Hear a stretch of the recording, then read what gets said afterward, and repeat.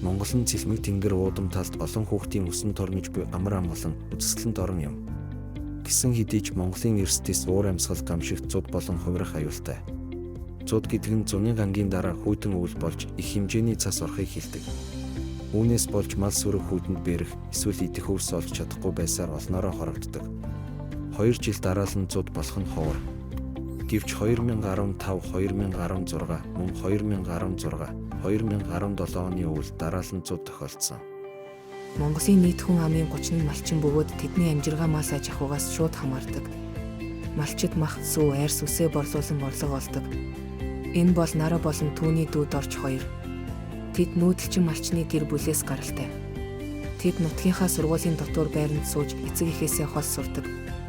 Хаврын амралтаараа гэртээ ирж мал төлөх үед эцэг эхтэй тусалдаг. Хүнд хэцүү өвсийн үсрэлт малчид хүүхдүүдээ сургуульд нь явуулахын оронд гэртээ үлдээх тохиолдол олон байдаг.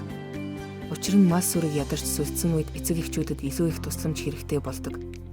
Зудын үед малчин гэр бүлийн амьдрал хүнд хэцүү болж зарим хүүхэд сургуульдаа явж чаддаггүй.